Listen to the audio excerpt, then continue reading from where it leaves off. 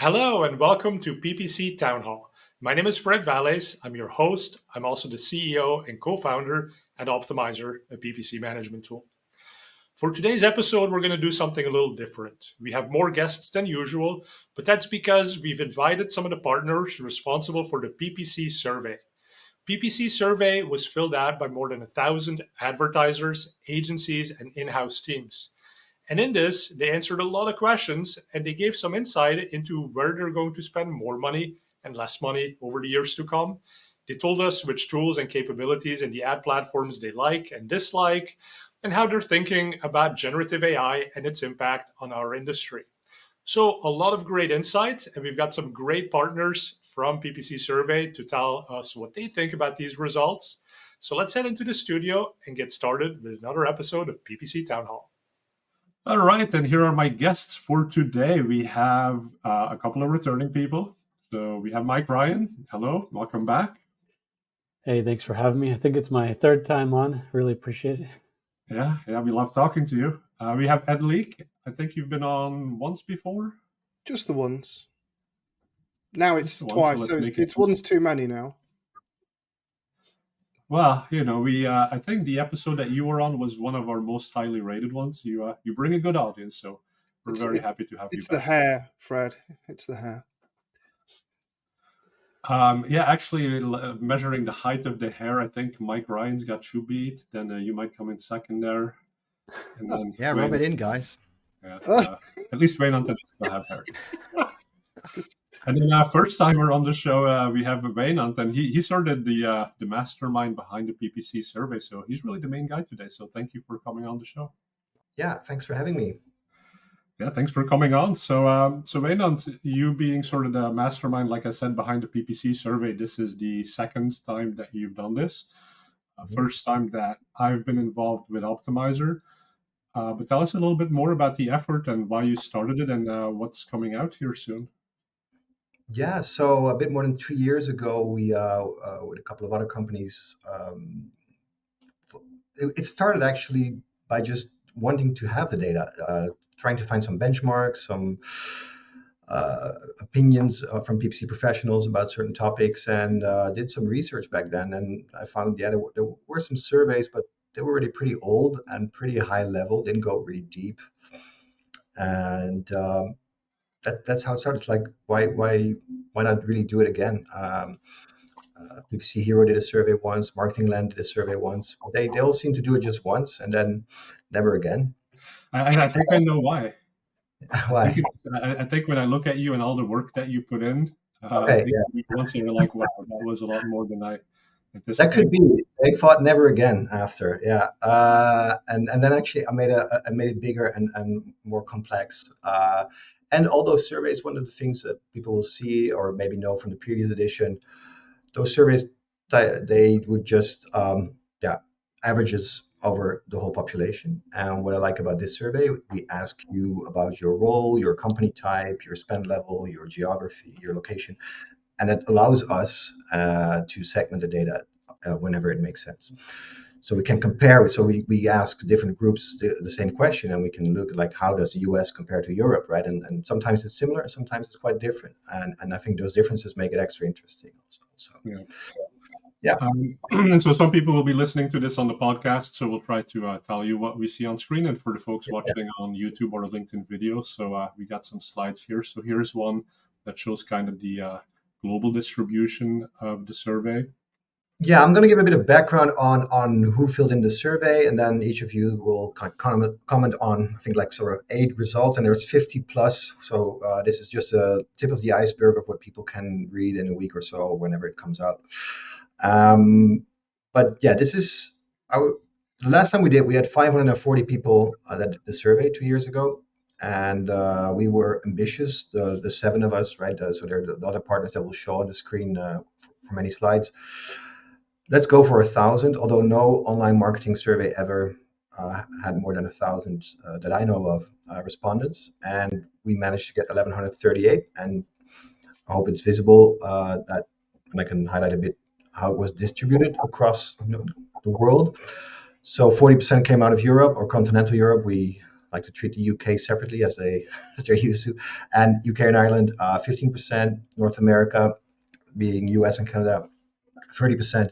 Those were the three main regions, and then you see it kind of gets a bit lower numbers for the rest of the world. The gray areas we didn't get responses from, and that kind of makes sense because we're an English survey targeting Google-minded industries and people, so a bit less of those China and Russia, for example. But so we have that I know of the biggest survey ever done across PPC or online marketing professionals, which allows us to have solid data on many topics. We go pretty deep in the survey, and even if we go really deep, and that means that not all 1,100 people get the same questions, that we still have always a couple of hundred that will answer the same question, making it pretty significant.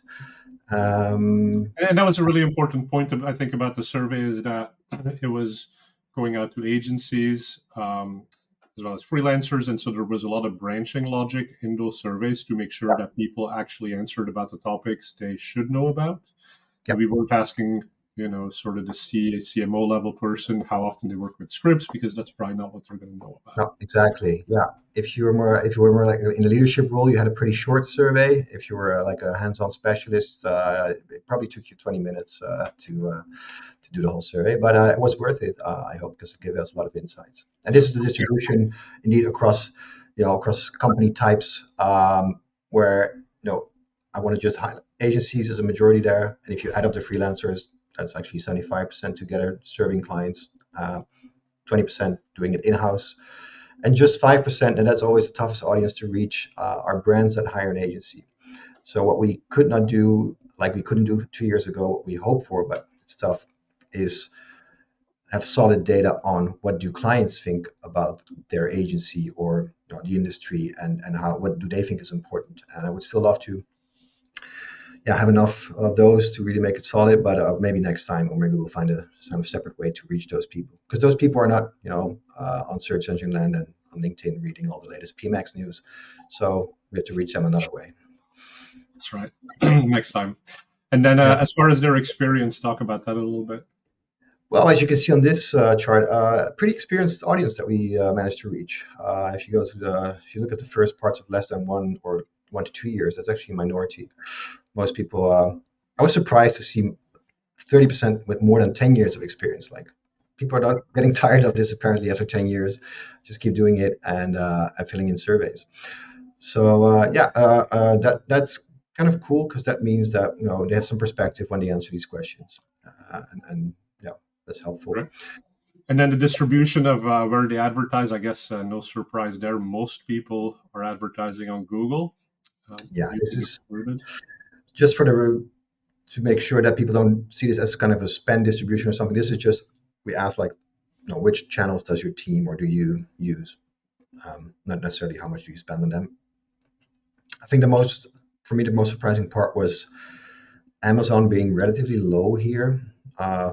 Maybe because it doesn't make sense for every advertiser to be on Amazon. But when they do, they probably spend significantly. But other than that, pretty much, Yeah, and from my perspective, so Optimizer covers Amazon PPC as well. We have tools for that. But we find that there's very little overlap between a Google advertiser, typical Google advertiser, and an Amazon marketplace seller / advertiser. So my sense would be it's a different audience. And given the connections that us have, we probably didn't reach that many Amazon folks. Yeah, could be. Yeah. What roles did they play? Well, I think we have a nicely distributed roles here. Majority being what we call individual contributor, right? Whether that's a specialist, consultant, analyst, it's called differently in different companies, but it's the person doing the hands-on campaign management. Obviously, there are also more of those than there are managers or executives, but I think we also managed to reach a decent amount of those. So when it makes sense in the report, we will split those roles out, and we ask them different questions. Yeah. All right. So that's kind of who answered the survey. So now let's take a look at what came out of it. So priorities for 2024. What do people care about? This is where Ed will I can lead with this. I think it's pretty obvious for anyone that's listening to this. The top priority came in as AI and automation, and I think if you were a betting person, you probably could have bet that would have been top, and then followed by campaign performance. So I don't think there's a huge amount to say on this slide, other than if we consider that 75% of respondents were client-facing, client-serving, then look at the bottom of this table. We have client retention as a measly 1%. So it isn't a priority, which is ironic because retention is sort of the priority. But never mind. So yeah, this is juxtaposition. Everyone's looking at AI. So there's your edge. If you're serving clients, just improve your retention. You're probably going to outperform a lot of people who are looking the opposite way. Tell me I'm right. Yeah, exactly. I mean, yeah, I think you're absolutely right. And that's kind of the downside of a survey, right? Like sometimes you can't answer multiple things. And so the fact that client retention is sort of that last point doesn't mean people don't care. It just they think they're going to lose their client because they're not figuring out AI and automation. So it's almost the same answer, like you said. But I'm also a little bit not surprised, I guess, but it's interesting to me that I think the push towards automation, literally that's been the thing for the last, ever since mobile advertising stopped being the thing, which was like, what now, 15, 20 years ago, it's been about automation. And that's taken the form of like, oh, what do I do with Google's automated bid management? Oh, what do I do when PMax comes in? Oh, what do I do when generative AI is taking over? And it's like every couple of years, it's a different flavor of what automation means. So I can see why that's still a top of mind for people. Yeah, and to be fair, we did group it, AI and automation. They could be two separate categories of vote, can't they? Because AI is specifically AI. So automation could be running a script, which isn't AI. So I think there's a bit of overlap there. But yeah, Maybe the next slide's more. Oh, sorry. Yeah, just good to mention for this one. This is kind of a summary of the open-ended question, right? So people could type in whatever they wanted, and then I had the fun job of trying to tag that in certain themes. Actually used quite a bit of ChatGPT's data analyst for that, but required quite a few prompts. And actually, ChatGPT made this word cloud eventually after me trying to get it right for 2 hours. So AI and automation was often mentioned by many people in one sentence. Sometimes it was just AI. So that's why I kind of decided to make it one theme. And as on the right-hand side, it's people mention things like I need to implement it more. I need to make it more part of our process of our workflow, that kind of stuff. Yeah. Kind of joking here, but yeah, maybe the AI was self-aware and was like, oh, maybe I should put myself at the top of the list of most important thing when you asked it to categorize. Maybe, but I double checked. Okay. Yeah, ask it if that's what it was trying to do. But so that's kind of what's top of mind for people. So we're kind of rolling into that. Then we have the Google Ads feature satisfaction.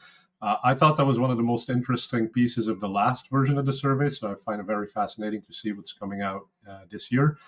But yeah, let's take a look at the question of how satisfied are you with the results and usefulness of a number of very specific features.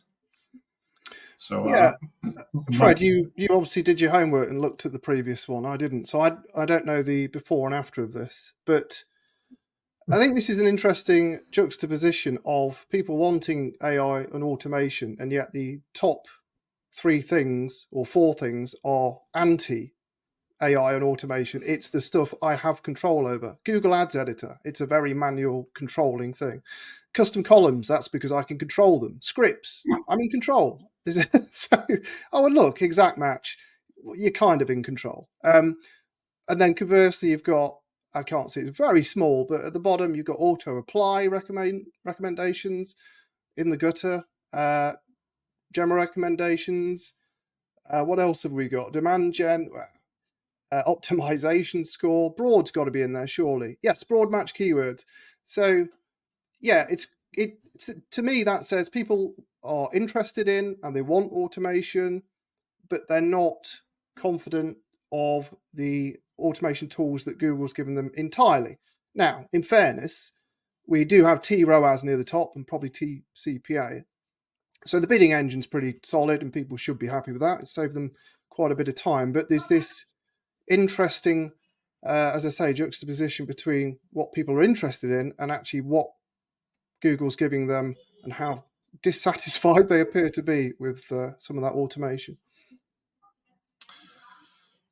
Yeah, and that's fascinating, right? I mean, sort of, what do you make of that? Like, is this, as an industry, we're just such control freaks because we Yes. came from a place everything in Google was everything, and this is interesting to me. So Google Ads, I mean, there was no conversion tracking. There were like broad match didn't even find typos or spelling variations. So literally everything you had to do in the early days of when it was called AdWords was like you'd have to manually figure out every single keyword, every single bid, every single ad, right? And so we grew up in that.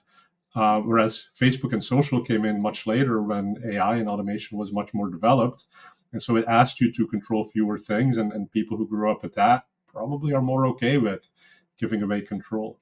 So do you think this is kind of like a remaining artifact of the early days, and over time that's going to go away and people are going to be okay with giving up more control? Where is this all coming from as an industry? I mean, if you look at the distribution of experience, it was balanced to the higher side of experience. So more experienced people are more entrenched typically. I'm experienced, I'm entrenched. I like a spreadsheet, I like a table. Less so an auto recommendation. So there's probably a little bit of entrenchment. And then I think there's also expectations. I think AI is promising the world, but we're yet to see it deliver. And I think once we get to a point where automation becomes truly dependable, then people will flip quite quickly because they'll realize, oh, this thing can do a lot of my work that I didn't enjoy anyway. I was kidding myself that I wanted to sit staring at my Google Ads account. This thing now does it. Oh, I can now work on my client retention, which I was ignoring before, which might be a bit more important. I think there's also probably an edge for people like yourself, Fred, and Wijnand, and me to some degree with the SaaS products in finding automations that aren't Google biased that people want to use. So, Google's losing the battle it's fighting in this field, I think, because their motivations are not always the same as the client. So for them to put together an automation suite that will fit everyone is that an impossible task? Probably. I said a lot of things there. So I'll say yes. I mean, I worked at Google, right? And so one of the things that we discussed, I know, have I mentioned it? But one of the things that we considered relatively early on was, should we like split AdWords into multiple versions of AdWords for different verticals and make it easier in that way? And so like, no, and then the decision was made, it's going to be one platform with like multiple layers, like an onion where you kind of get deeper into it, but there's not a separate version for travel, for retail.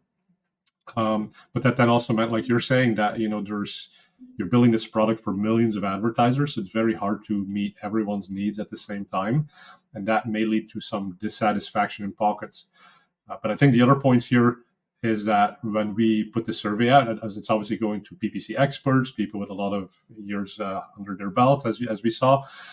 But if Google was asking, like, is Google Ads working better today than it was 10 years ago for the average advertiser who's not that aware of like what does a broad match keyword really do, like it's probably working better today, right? So the results on average are going to be better, but the experts who want to take that extra level of control and like to whom 5% improvement in results does matter when you're spending $1 million a month, they're probably a little bit less satisfied with these things.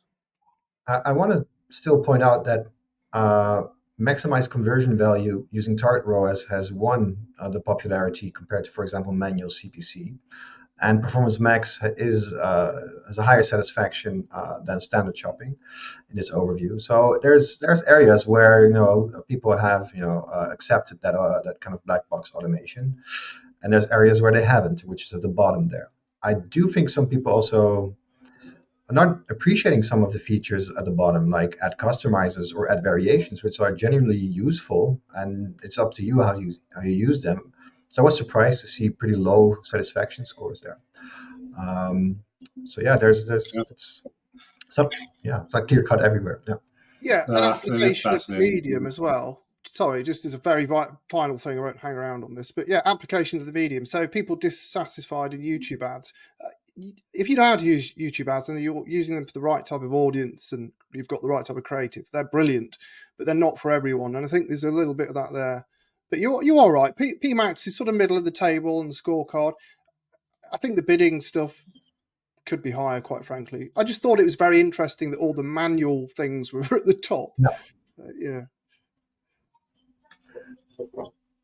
All right. So Performance Max, people seemed then relatively happy with sort of in that orange band. So Mike, I know you've never talked about Performance Max as far as I know, but you talk about it all the time. Most popular topic. What was the joke one of you guys was saying? Yeah, I said that you could burp the alphabet and say PMax at the end, and you would still get like 100 likes on LinkedIn or wherever. And there's no PMax fatigue yet. People are hungry for more content about PMax, more information about PMax. Because personally, sometimes I feel a bit fatigued by it, to be honest. Like, I have to say though, I like it better than Smart Shopping. If Smart Shopping had stuck around in the form that it was, I don't know. I just found it so kind of boring to operate, boring to think about in a lot of ways. And I think that PMax is a superior product to Smart Shopping. But you're probably already reading ahead of me here, looking at some of these challenges that people face with Performance Max.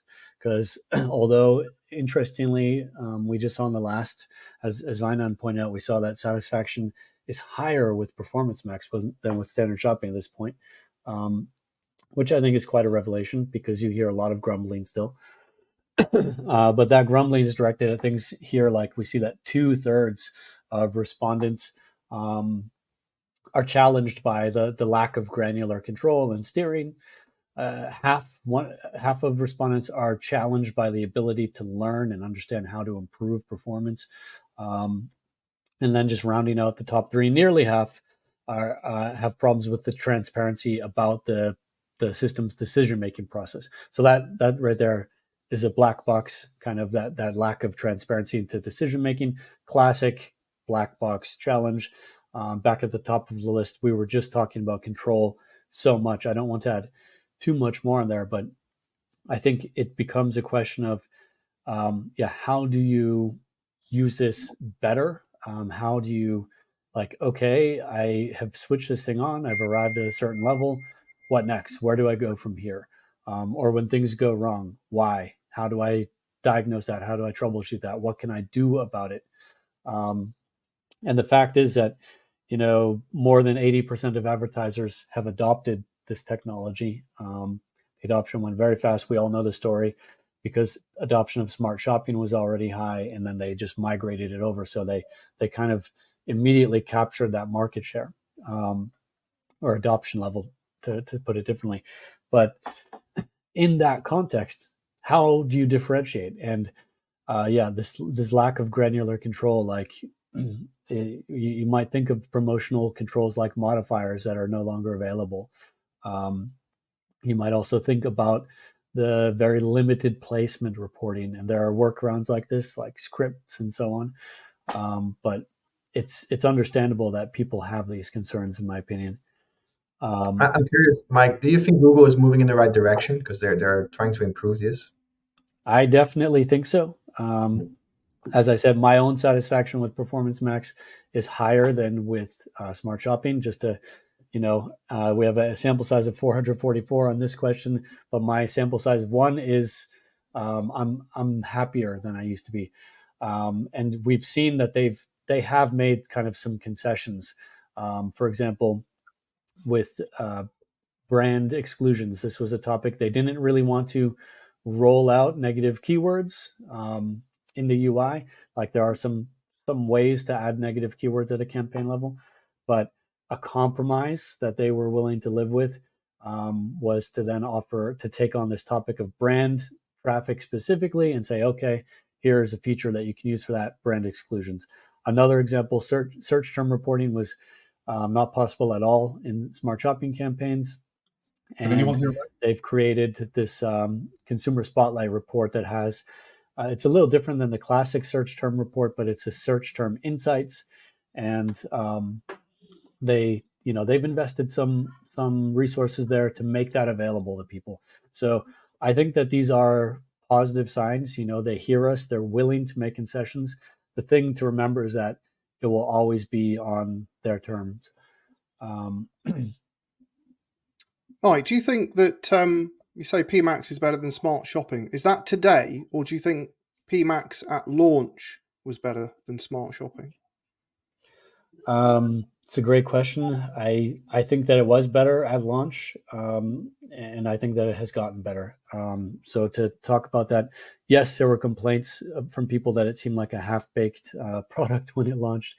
There was odd things like no item ID reporting, for example. There's really some very basic things that you might expect that were kind of missing. But from the start, there was more of a focus on audiences that I really appreciate compared to smart shopping.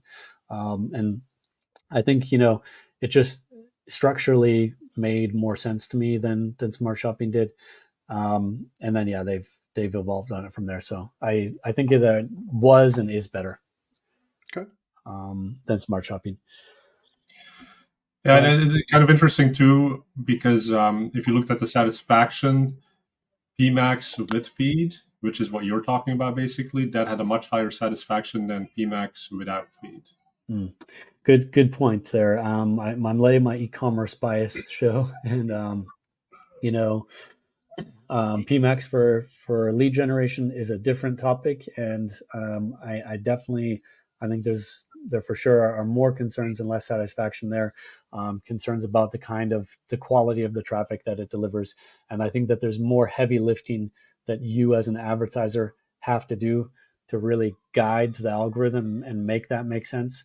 And depending on your region, like CRM integrations, not as simple as it could be here in Europe, for example, with privacy laws. And so it's definitely a topic that for e-commerce, though, with this product targeting rather than lead targeting, it works better. Yeah. I think just to finish I on think that. lead just started. Oh, beg your pardon. Go ahead. So I was just going to say on the lead gen thing, I've rattled on about this. I think PMax for lead gen is weak because of many different things. If you can't max out your search campaigns, I wouldn't be considering PMax. I think PMax it's an experimental thing for lead gen. So I think sometimes people misuse it and they get results that are maybe cost conversion is lower than they expect and they're happy, but actually the quality of the lead is not there for them. So yeah, that makes total sense. And I ran into a campaign yesterday where I saw that conversions were being reported for queries related to something free when that company wasn't selling something free. And so that kind of spoke to a mismatch, I think, in the way conversion and like a lead was probably being put in as a conversion, but not the ultimate sale. Right. And the more that people use automation, whether it be PMax or automated bidding, and you kind of give it that incomplete conversion action in lead gen, it's just going to keep giving you more and more of that. And that leads to the low quality of leads that we're talking about. Whereas I think in e-commerce, things are a little bit more clear. Like and a lot of companies still don't look at returns that happen, right? But at least if they put in the basket and they checked it out, like that is a legitimate conversion right there. And it's a little bit easier to report that at that moment than in lead gen, which usually takes a lot longer to get to that final sale. Mm. All right, so we have a couple of other points. So satisfaction with AI. So AI being the top topic on people's minds, like how satisfied are people with what AI is doing? Wijnand, do you want to walk us through this slide? Yeah, Mike will tell a bit more, I think, but I think it's good to maybe mention what we mean with AI here, that it is the ChatGPT, Gemini, whatever, that type of external AI that people have been playing around with. And we first asked, that's not on the screen, How often do you use that even for all these activities that you see listed here? And if you said that you used it sometimes or often, or maybe even always, then you got the follow-up question just for the activities that you said that you used it sometimes. We did the same thing, by the way, for the Google satisfaction. And so we don't ask people that never use something how satisfied they are with that, unless they've been lying, of course. But then this is the results. Yeah, there are some interesting things there, but maybe I want to give the mic to Mike first to see what his thoughts are, and then we can all comment to see what we think. Yeah, I mean, what jumps out to me is that satisfaction actually seems a bit on the low side. Like the way to read this is that let's look at that top line: writing emails in green. So 71% of the people who are using this often are satisfied or very satisfied, and that's actually the only activity on here, writing emails. It's the only one to reach above 70% and get in that green zone. And I think that's, not positive that most of these things are yellow or red among people who are using them more often. I wonder if you're using it more often and there's a low satisfaction. I'm a little surprised by that. Why do you continue to use it? Maybe they're trying to figure it out. Exactly. I can give you a bit of background on that, because if you look at the list of most popular ones, so just the ones that answer how often you use it, it looks pretty much the same order of things. So my interpretation of that is, as the more people learn how to use it, for example, for writing emails, the more satisfied they will get with the results. And budget management was also at the bottom of how AI was used. Not many people, so we had to ask a very small group of people, because not many use it for budget management, and probably they were just trying to figure it out, and they're not satisfied yet, I guess, or maybe they never will. We don't know, but it feels like that. It feels like you have to build experience with it. You have to maybe learn the right prompts or whatever, and then you get more satisfied along the way. And the top parts are just the things that people have been using the longest, which makes sense, right? Writing stuff is what comes to mind first. It's a large language model. You would expect it to be good at writing, right? So those writing tasks like emails or ads, that makes a lot of sense. And then I think there's a little bit of a misexpectation too, where I just did a masterclass on AI and PPC, and like the most common question I got was like, can you use it for forecasting? Can you use it to predict like average CPCs? And it's like, no, that's not what it does. Like it unless you give it access to a database with those actual numbers, and you get into maybe a code interpreter sort of implementation, that's not what it's going to do. If you ask it like, hey, what's the CPC on average for this keyword? Its job is to like statistically predict what's the next word in the sentence. And so it's going to make it up. It's going to have no actual meaning. And so if people believe it's doing that, then yeah, of course, they're going to be disappointed with budget management, or they understand it can't do it. So hence, again, it gets a low score. I think this is I also find it interesting, by the way. Oh, go ahead. Sorry, satellite bloody delay. You're quite right, Fred. And I think this is why expectations I think I said this in the previous slide. I just don't think a lot of these tools are ready for prime time yet. I still think if you've tested 20 AI products, you'll probably find 19 that were crap, buggy, you won't use ever again. I just don't think we're there yet for prime time.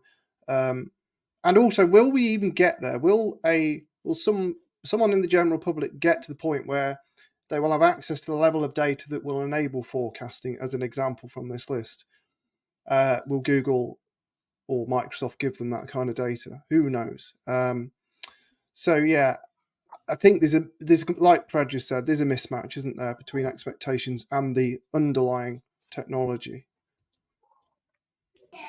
And then to maybe wrap up on that point, but so the third most highly rated one is writing and editing scripts. And we'll talk about scripts in a minute a little bit more. But I think once people start to understand that they can write a script or write Python code using Code Interpreter through GPT-4, and they can give it a very large data set, and now they can actually start doing budget forecasting or predictions based off of larger data sets and statistical methods they may not have had in-house capabilities for, that's going to actually raise the satisfaction quite a bit. But again, it's one of these things that just takes more time for people to explore, go to conferences, hear how other people have done it before they jump into it themselves. And so I will predict that in the next version of the PPC survey, we're actually going to see much higher scores on statistical things when it comes to Gen AI. I hope so, for the sake of all my AI stocks. Up only. Those will be fine regardless. What I'm more worried about is power and water. Those are running out because AI is using all of them. Yeah, All right, they just need to put them at the bottom of the ocean, Fred. I think they've already started doing that, and then you don't have to worry about water at least. Okay, so buy scuba diving gear. That's Yeah. stock. Okay, so changing the level of trust in the ad platform. So Wijnand, maybe tee up the question, and then I'll talk a little bit about this. Yeah, well, it's a very simple question we asked. We listed out all the app platforms as you see them here, and we just asked, like, compared to a year ago. So this was in Q4 2023, so a couple months ago. Compared to a year ago, has your trust in Google Ads and Meta and all these platforms been considerably lower, slightly lower, about the same, slightly higher, considerably higher? And we explained that by trust, it's not so much in trusting that you will get results from it. That could also maybe for some people mean trust, but we mean like the more pure form of trust, like earned by being transparent, keeping other people's best interests in mind, the advertiser, the user, etc. That type of trust. And well, I think most of the platforms won't be happy when we publish this report and this image. Right, and so the big one, Google Ads, is fairly negative, as well as Twitter. So let's talk about those two first, right? So I think the timing of when the survey went out was sort of around the same time that the Department of Justice case came against Google, and there were some revelations around auction manipulation. And they were revelations. I don't think these were things that weren't public before. I think they just got a lot more exposure. And so people who didn't pay attention to the fact that auctions don't always work the way you think they might work might have been shocked, and that reduced trust. And then you put that together with Google's continuous evolution of systems like Broad Match, which, over time, I think they get better, but in like micro moments, they get worse. And there's always like examples of, okay, this is where it messed up. That also leads to then sort of that decline in trust from Google. And then over the past year, they've had a number of cases where there have been bugs in the system.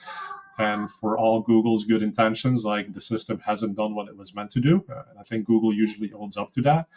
But again, I think that's sort of, and I think that's the broader point, is that there's a mistrust in automation, or there's a lack of confidence in some of these automations that they're always going to have the advertiser's best interests at heart.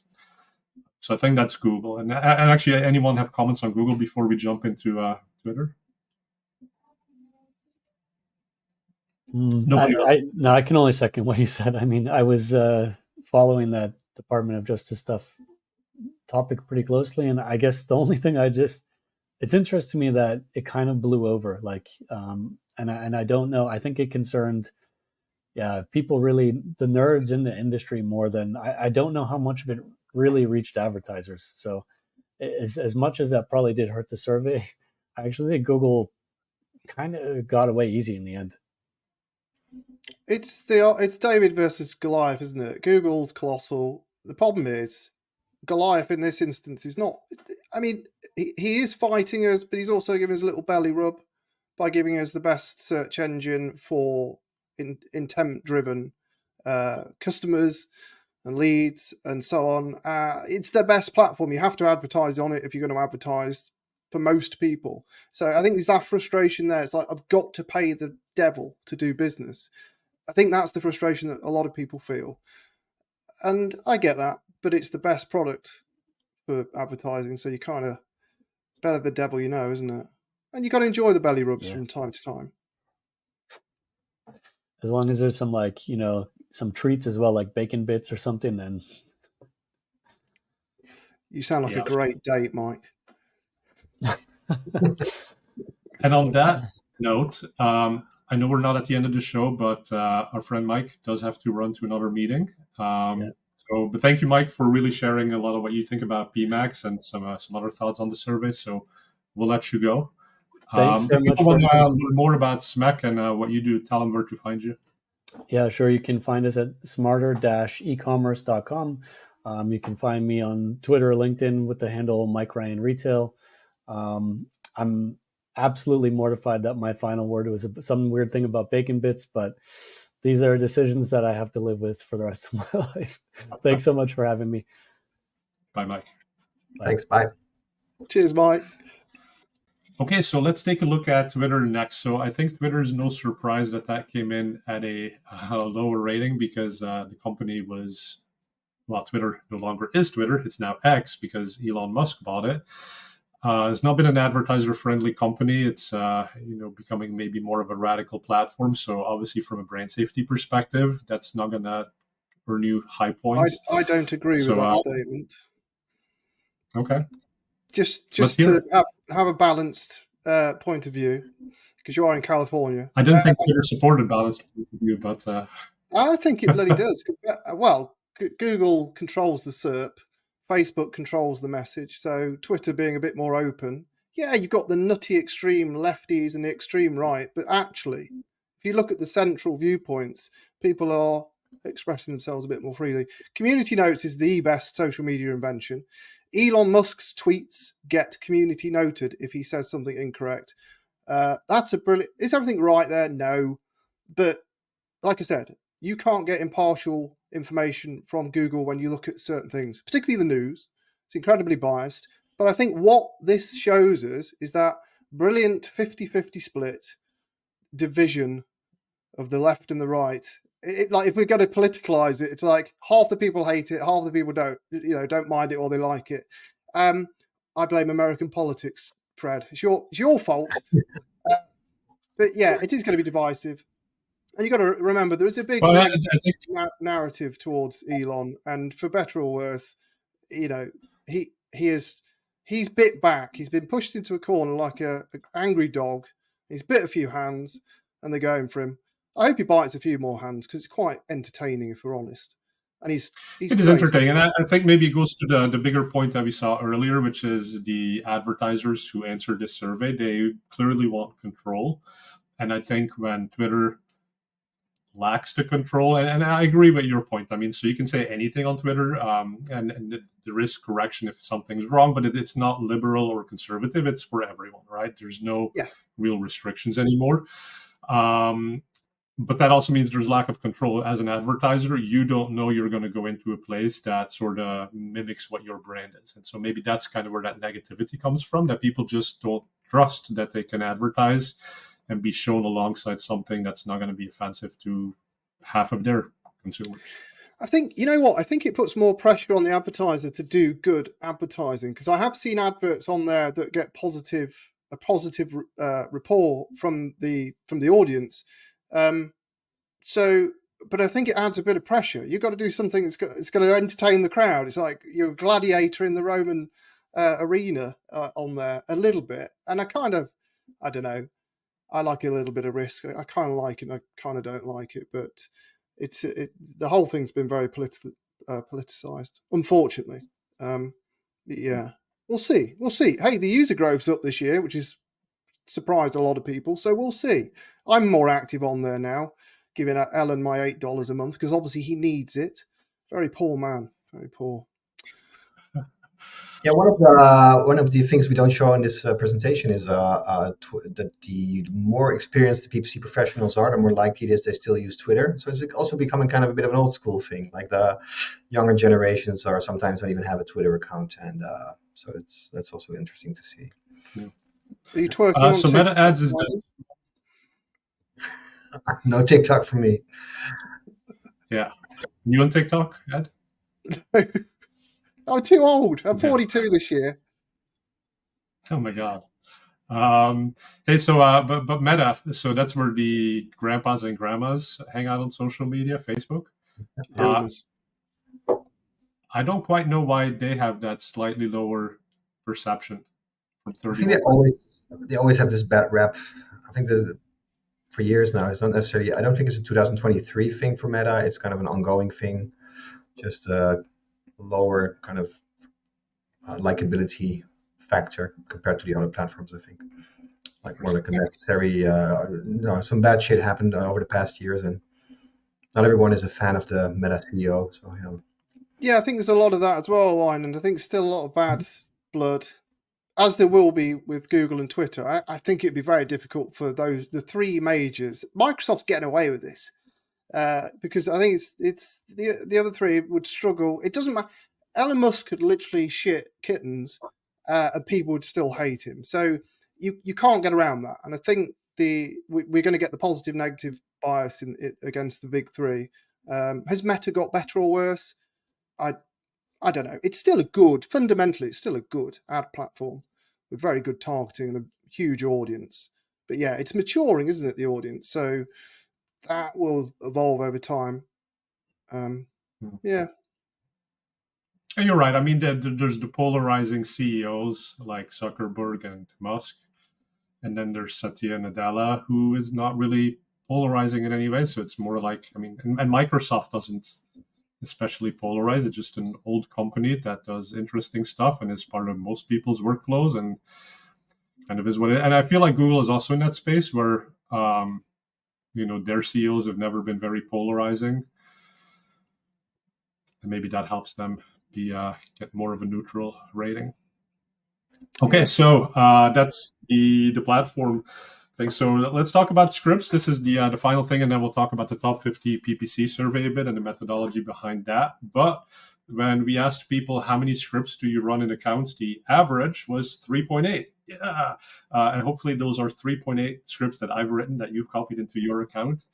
But yeah, so as a big scripts guy, that makes me happy to see that scripts had high satisfaction ratings. It obviously ranks high on the automation scale, and a majority of people seem to be using them. Only about 19% of respondents said they do not use scripts at all. The other thing that I thought was interesting was when asked what automation and GPT is good at, writing scripts was that number 3, I believe, on the list. To me, this is fascinating. And so kind of what I've been saying is in the age of AI and GPT, you no longer should ever say the answer like, I can't. The answer should be, I haven't yet, right? So if you've not been doing scripts because you thought you couldn't, because you can't write code, like those days are over. I've seen examples, I think it was Niels Roymans, who used GPT-4. He went on a whiteboard. He sketched out what he needed a script to do, kind of like the flow of decision making. He took a photo of that. He gave it to GPT-4. It understood the flow of the whiteboard sketch, and it knew how to turn that into an ad script that mostly worked. And when it had mistakes, you just gave those mistakes back, and it would fix them for you. So scripting is for everyone at this point. That's the potential of AI that excites me. That's the sorry, Wijnand. I always talk over. Yeah. Delay. No worries. My surprise here was the pretty vast majority, pretty low number. If you go on LinkedIn, it feels you have 1 to 5 new scripts going out every week. And now people say, and there are hundreds out there. And now people say, well, on average, I need 5, maybe 10. And I mean, great news for Optimizer and TrueClicks and other tools, because you're never going to catch everything and monitor anything with just 5 scripts. But I just, by being so visible on especially LinkedIn, I just expected people to actually use it more and just have maybe dozens running because there's most scripts do only one thing, right? And if you want to monitor a lot of stuff or report a lot of stuff, you will probably need more than 5. But that's not what people do. The LinkedIn thing, Wijnand, is that we shouldn't confuse the work with social engagement. If you want to get some impressions and some likes, talk about or give away a script, a PMax script or whatever. And there's a lot. And I've commented about this just to annoy people and calling myself out. We all do it. Grab that freebie, download it. Wanted that PMax script. You'll never bloody use it.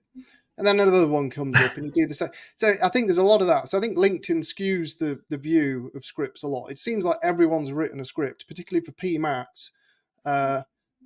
So it's like Mike said earlier, people don't seem fatigued by PMax yet. I don't know how people sleep. They're probably dreaming of PMax. And there's not a good. I think there's not a good framework around scripts. So once you get into having 20 scripts, like literally 12 years ago, before I started Optimizer, I had a lot of scripts, and that turned into Optimizer. But I needed to start writing scripts to check that the scripts were doing what they needed to do, or to consolidate the output from the scripts. And at some level, it just stops making sense. There's too many moving parts that you need to like keep running. And Wijnand, I think, like you said, it's good for the three of us who all have a software of some sort, that eventually we identified this is a great script. It does something useful that people want. And now let's put it into a user interface that's actually easier to use, where there's a big company that's actually making sure it keeps running, where it hands it off, right? Because I think people do want the easy button in their life. And so scripts see these fantastic new ideas, new concepts. And a lot of the flagship tools in Optimizer, by the way, they started as like massive, complicated scripts that are now super easy to use. So long as people have kind of like a continuity of finding new scripts and deploying them, I'm pretty happy, because it shows that we're all using some more sophisticated things to better optimize our accounts. Yeah. Let's go to the list. All right, let's look at the top 50. So drum roll, the top 50, number one is... Maybe many people are watching that have been nominated, so to speak, just for this part. They were not listening so far. Now they're like, okay, are they gonna tell a bit more about the list? So let's see how far we can get. But a bit of background info. Yeah, there was, if you've been around a couple of years in PPC, you know there was a PPC Hero list every year since 2012, a top 25. They stopped doing it. And while preparing for this survey, I double checked, like, are they ever going to do it again? Because if they're not, this is just the same audience. It's the same. Yeah, it just makes sense to combine the survey with the voting part of the influential list. So reached out to Daniel Gilbert of Brain Labs, double check, which now owns PPC Hero, and he confirmed, no, we're not going to do it anymore. So go ahead. Fred and I had a chat with Jeff Allen from Hennepin, and got a bit of background how they did it in the past. And whoa, spoiler alert. And so what we did, we nominated the top 100, as many people know, and based on just their visibility in the PPC space, and that generated a nice list of 100 people. But you could vote for anyone you wanted. You didn't have to vote on any of these 100. Everyone could vote on 5 people by the end of the survey. There was no ranking in those 5 people, just 5 votes, which was hard enough already, because there's many great people on that list. So many people had to make some tough choices there. And so that's the voting part. I think it's cool that on the website we made it a bit more interactive, showing people like not just the names and the pictures, but you can link to their social media, to their podcast, YouTube channel if they have one. So it gives you a feel for what they do, even books if they've written one. Now the tough part here is, how do you objectively determine the ranking of the final ranking, and for people that told all their friends and family to vote for them, we found out about those votes, those surveys, and they were dismissed. They didn't count. The 1,135 you saw at the beginning, it was more like 1,400. We had to clean up some mess there that people created for voting purposes. And we can very easily spot a survey that is not serious and that people that have no clue what they're talking about and just want to vote at the end. So those votes were not counted. And so every vote is a real vote by someone that is in the PPC industry. But the votes in the end, maybe the next slide can show you that. That's kind of a screenshot of the thing that again cost quite a bit of time. So I blurred the names here, but this is the top of the list. And I'm not sure how readable it is, but we don't have to go through every detail. I just want people to understand that we've tried to be really balanced in our approach. Okay, you have votes, you have followers on social media, you have engagement on social media. We scrape that with something called Phantom Buster to have the data there. Then we need to normalize everything, right? So someone with 20,000 followers doesn't necessarily get twice the weight as someone with 10,000 followers. You would expect that, but that's not a good way to do it, because then you have outliers that just mess everything up. So we had to take all these things into account to really, and then everything was normalized, everything was weighted. So votes is 17.5% in the end. So even if you got a lot of votes, it doesn't necessarily mean you will end up high, because the takeaway here is if you tick all the boxes, so the social media, the votes, the podcast, if you have one, that helps. If you have a YouTube channel that's popular, that definitely helps. If you have a newsletter, if you've written a book, and if you've did some speaking at conferences, like SMX or PopCon or what have you, or that helps. That was speaking engagement was 15%. So the ad will never be number one because he doesn't speak at conferences. And or maybe writing a book will help ad, and maybe that will. But so you're the never going to please everyone, though, Wine. And no, I mean, at the end of the day, I could write a shit book and go to a conference and vomit on the stage, and I'd get a score here. But at the end of the day, that you can't please everyone. So I think you've got to take this as a little bit of fun for the industry as well, and there's gratification for people involved here. But anyone listening, I think we should not underestimate the work that's gone into this, and Wijnand has done a lot of work. So it's as fair as it can be. I think because people that are partners like Fred and Ed and Mike and some others are going to be on this list, and as they should be, and as everyone probably expects them to be. So, but that makes everyone be rightfully. We need to be more transparent in how we did this. These are all numbers. You could argue the weightings, but we tried different weightings. It all adds up to more or less the same ranking. It was a top 25. We wanted to make it a top 50 because there's a lot of great people that do lots of stuff between number 25 and 50. Well, you could even argue between 50 and 100 as well, but that should be mentioned and that should deserve a spotlight. So we're gonna release a top 50 together with the report. It will be very interesting for people watching. They're probably curious to see. But I'm hoping the takeaway here is that we really, dig into all these areas. And if you want to be higher, if you're on this list and you're on place 50, you want to get higher, maybe now write a book, have a podcast, have a YouTube channel, speak at conferences. That kind of stuff helps. But maybe you don't care about that. Maybe you're super happy with getting your business goals on by using LinkedIn and your newsletter, and that's also fine, of course, because these things are time consuming, all those books and podcasts and YouTube things. But that's actually what we want to reward, actually. But people spending the effort and the time in sharing their knowledge and that stuff, that's basically what this list should be about. So the more platforms you use to do that, the higher you should be on this list. So that's the takeaway here. So, And kudos to Wijnand again. A lot of thought has gone into this. And the other point, or the only other point I want to make is sometimes people don't have the opportunity for whatever reason to be invited to a speaking event. And since that is 15% of the total score, that certainly puts you behind the 8 ball, right? So, but I would invite anyone to start tweeting, start writing on LinkedIn, right? These are the first places where it's very democratic. Anyone can speak, and then reach out to PPC Town Hall. Like, we love bringing in new voices and giving you an opportunity. And the more of these things you can do and build towards, oh my God, that person really knows what's going on. Like, because I'm not that active in accounts anymore, right? Like, and I love talking to people who are, because those are the ones that come with the legitimately cool new ideas. And so I'm ready to give you a platform to build towards being at a conference, or to write for Search Engine Land, because you've gone through PPC Town Hall as one of the steps on that journey, right? So I think all of us are here to give opportunities and democratize this and make sure that anyone can be on this list if they want to be. Yeah, and that's also one of the things behind the top 100. The top 100 is a longer list where there's a lot of maybe some newer talent or newer names, or what PPC Hero used to call, I think, rising stars. Rising stars, right? So let's also try to find those as soon as possible, so that conference organizers could go to ppcsurvey.com and look at the top 100.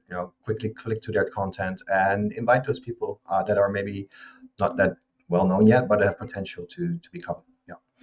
And the final thing on this as well: if you're watching this and you're happy, don't feel the pressure to do any of this. It's a list. At the end of the day, it's a list. Doing what we do it's pressure. I don't enjoy recording videos and stuff. I know it's made me money. It's made me successful. Looks like it. Hey? It looks like you do. It's stressful. You enjoy it? Not necessarily. I don't like being in the limelight. This is why I don't do conferences. I do get invited, which is very kind of people. And if you watch this and you've invited me, thank you. But don't take it personally. I'm an introvert in certain ways. So And for people out there, like if you're introverted and you're looking at this going, this is stressing me out thinking about this, don't worry about it, because you don't need to be successful to be on this list. I know I'm on the list somewhere. I mean, I rigged the votes. I mean, cut that. But don't worry about it. Like, if you're happy, be happy. Don't worry about this is just, cherry on the cake. It's fun. Don't take it too seriously. Yeah. And I think that's a fantastic place where I think we can end it here. If you're happy, stay happy, be happy, do what you love. And again, this is why the three of us do what we do. We love PPC. We love finding solutions, helping people, finding new strategies. And this PPC survey, thanks again to Wijnand for putting it together and being the spearhead behind that. Thanks for helping out. We were super happy to sponsor it. But again, I do want to acknowledge the tremendous amount of work that you did in leading many people to contribute, but it was, I think, your effort, and you should be recognized for that. So thank you. Again, the survey will be available, so do take a look at that. It's going to give you great insights, whether you're an agency, an in-house team. It's going to show you the opportunities that exist, what your clients might want more of, what your advertisers are going to want more of. So again, thank you for watching. If you've enjoyed this content and you want to see cool people like Ed, Mike, and Wijnand again, subscribe with that button right there at the bottom. You can find us on all the podcast channels. We're on YouTube and LinkedIn for the video content. And if anyone needs a good PPC tool, there's Optimizer, there's TrueClicks, and Advolver. And the Advolver. Just buy God tier ads. God tier ads, everyone. It's cheap. It's cheap. God tier ad. And it's the best thing. It's a one-time purchase. Very good. So anyway, Thank you both for being here, and we'll see you for the next one.